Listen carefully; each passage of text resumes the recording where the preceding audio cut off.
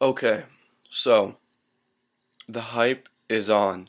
John Wall to the Washington Wizards. Will it happen or will it not? Are they going to draft John Wall, Evan Turner, possibly someone else? I'm going to break it down. So, obviously, you saw my happiness expressed in my last video. Me doing the John Wall, double wall. Um, Pretty much that tells you I want to draft John Wall. Now, people are saying, I've heard a lot of people, not just on YouTube, but from my school, just friends, saying that Evan Turner is a better fit with the Wizards. And you know what?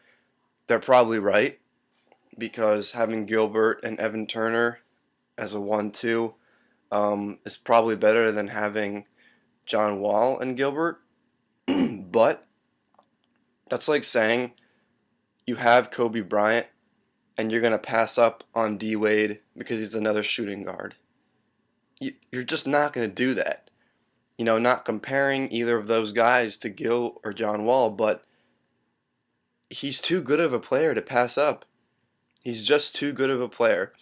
And people get so hung up on the whole position aspect of the game just because Gilbert is a point guard and John Wall is a point guard.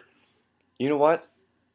Basketball is the only sport in which every player can do the same exact thing, has the same exact rules, but because of these, you know, because of the label that the point guard comes along with, people assume that point guard, has to pass first, has to be, you know, whatever, but that is not so.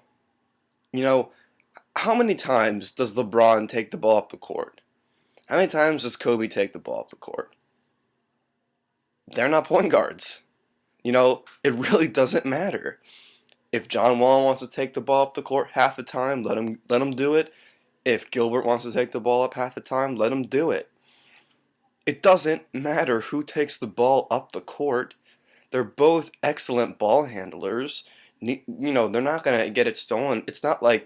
You're having uh, it's not like you're having JaVale McGee dribble the ball up the court.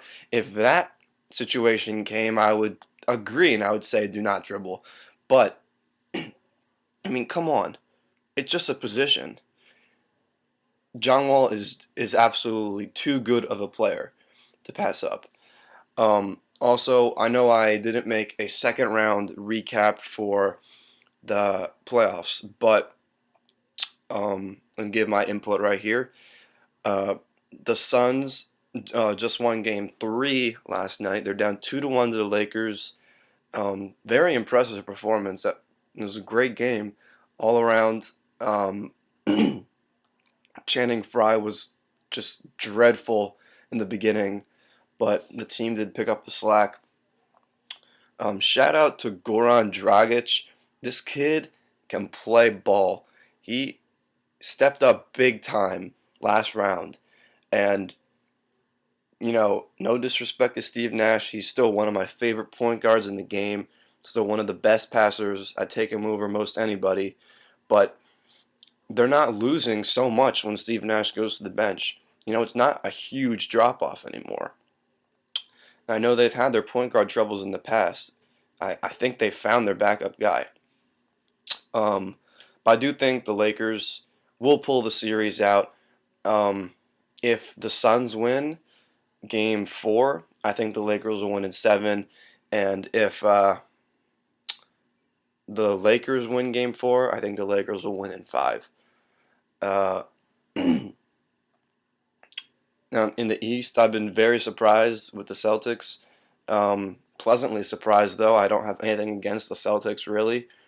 I guess I like the Magic a little more, just because I like watching Dwight Howard play, but who doesn't?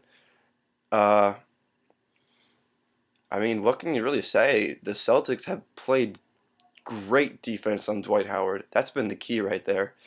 Dwight Howard has not gotten into any games.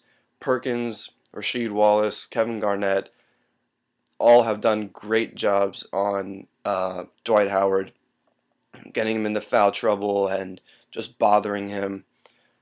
And the story of the playoffs, it has to be Rondo. Rondo is really stepping up, and that's the time to do it in the playoffs. And it looks as if right now he is leading his team to a championship appearance. Um, I really don't see the Magic coming back from a 3-0 deficit. Uh, but hey, playoffs, anything can happen. So I will be excited to watch these next upcoming games. And as always, thank you for watching.